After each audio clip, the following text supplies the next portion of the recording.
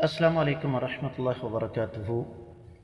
قال اللہ تبارک و تعالی بعد اعوذ باللہ السمیع العلیم من الشیطان الرجیم قل من يرزقكم من السماء والأرض أم من يملك السمع والأبصار ومن يخرج الحي من الميت ويخرج الميت من الحي ومن يدبر الأمر فَسَيَقُولُونَ اللَّهُ فَقُلْ أَفَلَا تَتَّقُونَ۔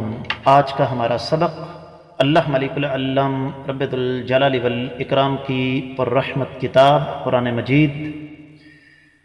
مجید کا 11واں پارہ، سورہ مبارکہ کا نام یونس، اور اس سورہ مبارکہ کی 31ویں آیت مبارکہ۔ موضوع ہے رب کائنات کی توحید کے دلائل۔ اللہ ملک العلم رب الجلال والاکرام ارشاد فرماتے ہیں، قل آپ فرما دیں، من کون ہے، یرزقکم جو تمہیں رزق عطا فرماتا ہے، من السماء آسمان سے، والارض اور زمین سے، ام من یملک یا کون ہے جو مالک ہے، السمع قوت سماعت کا، والابصار اور قوت بصارت کا، ومن اور کون ہے، یخرج جو نکالتا ہے، الحی زندہ کو، من المیت مردہ سے، ویخرج المیت اور نکالتا ہے مردہ کو، من الحی زندہ سے، ومن یدبر اور کون ہے جو تدبیر کرتا ہے تمام معاملات کی، فَسَيَقُولُونَ پس ان قریب یہ کہیں گے، اللہ رب العزت یہ سارے کام کرتے ہیں، فَقُلْ پس آپ فرما دیں، أَفَلَا تَتَّقُونَ کیا پس تم اللہ ملک العلم رب الجلال والاکرام سے ڈرتے نہیں ہو؟ لفظی ترجمہ آپ نے سماعت فرمایا، بامحاورہ ترجمہ سماعت فرمائیے گا۔ آپ ان سے سوال کریں کہ تمہیں آسمان اور زمین میں سے رزق کون عطا فرماتا ہے، یا پھر تمہاری قوت سماعت اور تمہاری قوت بصارت، آنکھوں اور کانوں کا مالک کون ہے، اور مردہ سے زندہ کو اور زندہ کو مردہ سے کون پیدا کرتا ہے، اور پھر کون ہے جو تمام کے تمام معاملات کا انتظام و انصرام کرتا ہے؟ یہ ان قریب کہیں گے کہ اللہ رب العزت۔ بس آپ فرما دیں کہ کیا تم اللہ تعالیٰ سے ڈرتے نہیں ہو؟ امام ابن کثیر رحمۃ اللہ علیہ اس آیت مبارکہ کی تفسیر بیان کرتے ہوئے ارشاد فرماتے ہیں کہ اللہ ملک العلم رب الجلال والاکرام نے یہاں پر دراصل مشرکین نے مکہ، بلکہ قیامت تک کے آنے والے مشرکین، ان کے عقیدے میں سے ایک اعتراف کروا کر ان کی زبان سے یہ نکلوایا ہے کہ عبادت کے لائق بھی اللہ ہونا چاہیے، کہ وہ ذات کون ہے جو آسمان سے بارش برساتا ہے اور پھر اپنی قدرت سے اس بارش کو برسا کر زمین کو سرسبز و شاداب کرتا ہے، جس طرح کہ سورہ عبسہ کی 27ویں سے لے کر 31ویں آیت مبارکہ ابن کثیر رحمۃ اللہ علیہ لے کر آئے، حبا وعنبا وقضبا وزیتونا ونخلا وحدائق غلبا وفاکہۃ وابا، دانے، انگور، زیتون، کھجور، مختلف قسم کے باغات، مختلف قسم کے پھل کس نے پیدا کی؟ اور سورہ ملک کی 21ویں آیت مبارکہ میں یہی انداز اللہ نے اختیار کیا، امن ھذا الذی یرزقکم ان امسک رزقہ،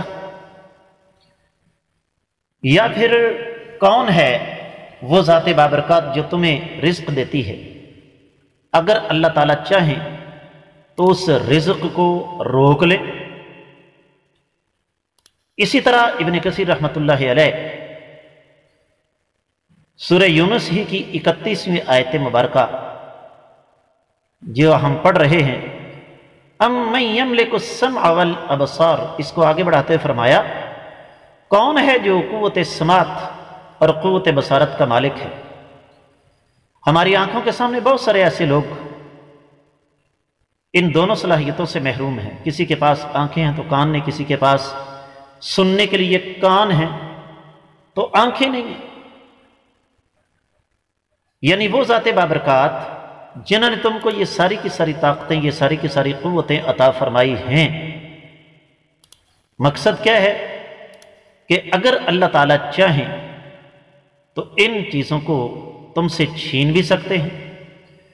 जिस तरह के सूरह मुल्क की 23वीं आयत मुबारक इब्न कसीर रहमतुल्लाह अलैह लेकर आए हैं, कुल हुवल्लज़ी अंशअकुम वजअल लकुम अस्समअ वल अबसार वल अफ़इदता क़लीलन मा तशकुरून। अल्लाह ताला वो ज़ात बाबरकात हैं जिन्होंने तुम्हें पैदा किया और तुम्हारे लिए कुव्वत समात और कुव्वत बसारत बनाई और तुम्हारे लिए दिल पैदा फरमाए, लेकिन तुम में से थोड़े हैं जो शुक्र अदा करते हैं। सूरतुल अनआम पीछे गुजरी है 46वीं आयत मुबारक, कुल अरअयतुम इन अख़ज़ल्लाहु समअकुम व अबसारकुम व ख़तम अला क़ुलूबिकुम मन इलाहुन ग़ैरुल्लाहि यातीकुम बिह। आप कह दीजिए कि क्या तुम देखते नहीं कि रब्बे कायनात अगर चाहें तो तुम्हारी कुव्वत समात कुव्वत बसारत तुमसे छीन लें और तुम्हारे दिलों पर मोहर लगा दें। अल्लाह के सिवा कौन है जो तुम्हें ये चीज़ें दोबारा अता फरमाए। और फिर बाद में क्या फरमाया, वमन युखरिजुल हय्य मिनल मय्यित व युखरिजुल मय्यित मिनल हय्य, कौन है जो जिंदा को मुर्दा से और मुर्दा को जिंदा से निकालता है। यहाँ इब्ने कसीर रहमतुल्लाह अलैह ने एक लफ्ज़ इस्तेमाल फरमाया, बेक़ुदरतिहिल अज़ीमा, अपनी अदीम कुदरत के साथ, व मन्नतिहिल अमीमा, और ये अल्लाह ताला का बहुत बड़ा एहसान है। और फिर फरमाया वमन युदब्बिरुल अम्र, क्या मतलब कि कौन है जिसके हाथ में हर चीज़ की बादशाही है। और अल्लाह ताला मुतसर्रिफ हैं, हाकिम हैं, जब चाहें जो चाहें जहाँ चाहें फैसला कर दें। फिर फरमाया इब्ने कसीर रहमतुल्लाह अलैह ने, वला युसअलु अम्मा यफ़अल व हुम युसअलून, अल्लाह ताला जो करते हैं उस बारे में अल्लाह से सवाल नहीं हो सकता, लेकिन सारी मखलूक से सवाल हो सकता है। जिस तरह सूरत रहमान की 29वीं आयत मुबारक है, यसअलुहु मन फिस समावाति वल अर्दि कुल्ल यौमिन हुवा फी शअन, सारे के सारे अल्लाह रब्बुल इज़्ज़त के सामने दस्ते सवाल दराज करते हैं। तो सारी की सारी बादशाही अल्लाह के पास है, चाहे वो यूं समझ लीजिए कि कायनात उलवी है या सुफली है, ज़मीन आसमान और इनके दरमियान जिन इंसान, सारे के सारे अल्लाह के दर के फ़कीर, अल्लाह के ग़ुलाम, अल्लाह के सामने झुकने वाले।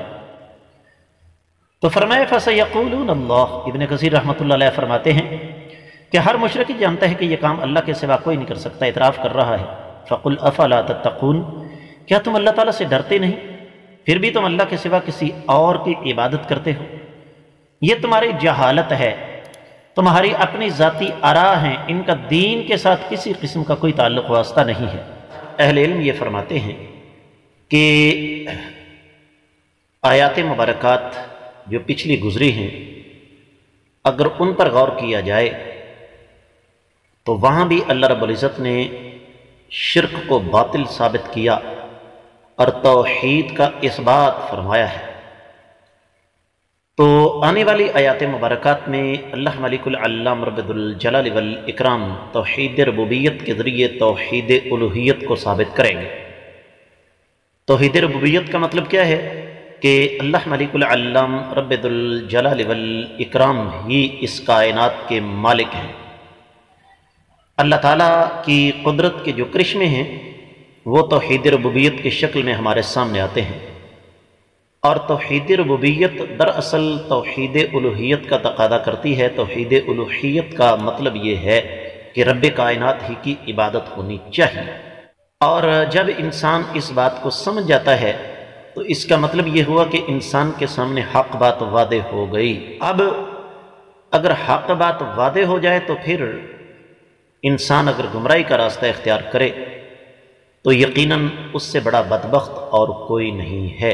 तो यही वजह है कि अल्लाह रब्बुल इज़्ज़त ने यहाँ पर अपनी नेमतों को गिनवाया कि अल्लाह ताला वो ज़ात बाबरकात हैं जो रिज़्क़ अता फरमाते हैं।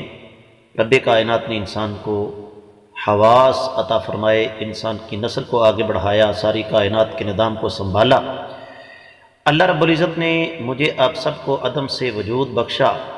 رب کائنات نے اپنی مخلوق میں سے ہر ایک کی ذمہ داری لگائی، اور پھر انسانوں کو صراط مستقیم پر قائم رکھنے کے لیے رب کائنات نے رسولوں کا، کتابوں کا، نبوتوں کا، شریعتوں کا سلسلہ جاری فرمایا۔ تو اس کا مطلب یہ ہوا کہ ہدایت بھی اللہ تعالیٰ کے ہاتھ میں ہے، اور یہ اللہ کے سوا کسی اور کے بس کا روگ نہیں ہے۔ تو جو ذات بابرکات یہ سارے کام کرے، یقیناً عبادت بھی اسی کا حق ہے۔ اب یقیناً اللہ تعالیٰ نے انسان کو جب پیدا فرمایا تو اس کی اپنی اپنی سوچ، اپنی اپنی فکر اور اپنا اپنا ذہن ہے، لیکن خالق کائنات نے سب کو ایک نقطے پر لانے کے لیے بنیادی اور اساسی چیز جو عطا فرمائی وہ ہے عقیدہ۔ یہی وجہ ہے کہ آج ہماری آنکھیں دیکھتی ہیں، بیت اللہ ہو، مسجد نبوی ہو، وہاں پر حج کے موقع پر اللہ تعالیٰ کے ان گنت لا تعداد بے شمار بندے جمع ہوتے ہیں۔ رنگ، نسل، کنبہ، قبیلہ، ذات، برادری، زبان، طرز زندگی، ہر چیز مختلف ہوتی ہے، لیکن چونکہ بیت اللہ اللہ تعالیٰ کی توحید کا مرکز ہے، وہاں پر آ کر سارے کے سارے ایک ہو جاتے ہیں۔ تو اب دیکھیں کہ پھر دوسری طرف دنیا میں بہت سارے لوگ ہیں جو عقائد کے اعتبار سے ایک دوسرے سے مختلف ہیں۔ مثلا کچھ لوگ گائے کی پوجا کرتے ہیں، کچھ بتوں کی، کچھ شیطان کی۔ تو یہ ایک بات عجیب ہے کہ دنیا کا کوئی بھی غیر مسلم توحید ربوبیت کا انکاری نہیں، سب کا عقیدہ یہ ہے کہ کرتی ذات اللہ کی ہے سب کچھ، لیکن اختلاف آ کر پڑ جاتا ہے توحید عبادت میں۔ تو یہ پہلی دلیل ہے اللہ تعالیٰ کی طرف سے کہ رب کائنات خالق اور رازق ہیں۔ یہ جو نبی علیہ الصلوۃ والسلام کو اللہ تعالیٰ نے مخاطب کر کے فرمایا نا، قل من یرزقکم من السماء والارض، یہ سوال مسلمانوں سے نہیں ہے، یا یوں کہہ لیجئے کہ یہ سوال اہل توحید سے نہیں ہے، یہ سوال ہے ان لوگوں سے جو شرک کرتے تھے اور قیامت تک کر رہے ہیں۔ من یرزقکم من السماء والارض، کون ہے جو آسمانوں سے اور زمین سے تم کو رزق عطا فرماتا ہے؟ تو آسمانوں سے رزق کا مطلب یہ ہے کہ اللہ تعالیٰ بارش نازل فرماتے ہیں، ایک۔ دوسری چیز یہ ہے کہ رب کائنات نے آسمانوں میں یہ فیصلہ کیا ہے کہ کس مخلوق کو کتنا رزق ملے گا، اور زمین سے رزق جو ہے وہ نکلتا ہے۔ یہی وجہ ہے کہ آپ غور کیجئے، کھانے والی کوئی چیز آپ کو ایسی نہیں ملے گی جس کا زمین کے ساتھ براہ راست تعلق نہ ہو۔ 15ویں آیت مبارکہ سورہ ملک کی، هو الذی جعل لکم الارض ذلولا فامشوا فی مناکبها وکلوا من رزقہ۔ اللہ تعالیٰ وہ ذات بابرکات ہیں جنہوں نے تمہارے لیے زمین کو متی کر دیا، زمین کے کونوں کناروں میں چلو اور اللہ تعالیٰ کے رزق کو کھاؤ۔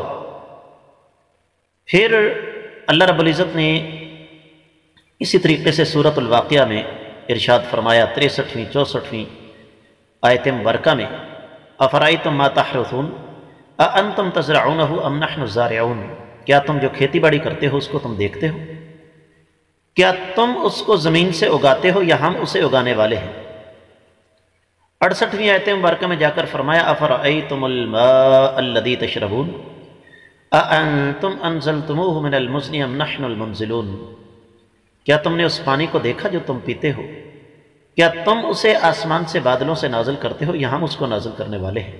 اور یہی وجہ ہے کہ سورہ نمل اٹھائیں 60ویں آیت مبارکہ، اللہ تعالیٰ ارشاد فرماتے ہیں وَأَنزَلَ لَكُم مِّنَ السَّمَاءِ مَاءً فَأَنبَتْنَا بِهِ حَدَائِقَ ذَاتَ بَهْجَةٍ مَا كَانَ لَكُمْ أَن تُنبِتُوا شَجَرَهَا أَإِلَٰهٌ مَّعَ اللَّهِ۔ اللہ تعالیٰ وہ ذات بابرکات ہے جنہوں نے آسمان سے پانی نازل فرمایا اور ہم نے اس کے ساتھ مختلف قسم کے باغات اگا دیے، تم ان درختوں کو خود اگانے کی صلاحیت نہیں رکھتے کہ اللہ تعالیٰ کے ساتھ کوئی شریک ہے؟ یقینی طور پر نہیں۔ تو یہ پہلی دلیل ہے آسمان سے بارش نازل کر کے زمین سے رزق اٹھانا، اس کو پیدا کرنا۔ دوسری دلیل امن یملک السمع والابصار، اے لوگو غور کرو، تمہاری قوت سماعت اور قوت بصارت کا مالک کون ہے؟ اللہ تعالیٰ نے ہر انسان کی قوت سماعت کی حد الگ الگ رکھی ہے۔ قوت بصارت کی حد الگ الگ رکھی ہے۔ یہی وجہ ہے کہ سورۃ الانعام کی 46ویں آیت مبارکہ میں اللہ تعالیٰ فرماتے ہیں قل ارأیتم ان اخذ اللہ سمعکم وابصارکم وختم علی قلوبکم من الہ غیر اللہ یأتیکم بہ، آپ فرما دیں کہ کیا تم دیکھتے نہیں کہ اگر رب کائنات تمہیں بہرا کر دیں، اندھا کر دیں، تمہارے دلوں پر مور لگا دیں، کون معبود ہے، یہاں لفظ الہ اللہ نے استعمال کیا، رب کا لفظ استعمال نہیں کیا، کہ کون معبود برحق ہے اللہ کے سوا جو تمہیں یہ چیزیں عطا فرما دے؟ یقیناً جواب ایک ہی ہے کہ یہ کام صرف اور صرف اللہ ملک العلم رب الجلال والاکرام ہی کرتے ہیں، کوئی اور یہ کام نہیں کر سکتا۔ تیسری دلیل اس آیت مبارکہ میں اللہ تعالیٰ نے دی، فرمایا وَمَن يُخْرِجُ الْحَيَّ مِنَ الْمَيِّتِ وَيُخْرِجُ الْمَيِّتَ مِنَ الْحَيِّ، زندہ سے مردہ اور مردہ سے زندہ کو کون نکالتا ہے؟ یقیناً اللہ رب العزت ہے۔ بیج بظاہر مردہ ہوتا ہے، وہاں سے درخت، پودے، مختلف قسم کی کھیتیاں، فصل، باغات نکلتے ہیں۔ ایک مفہوم۔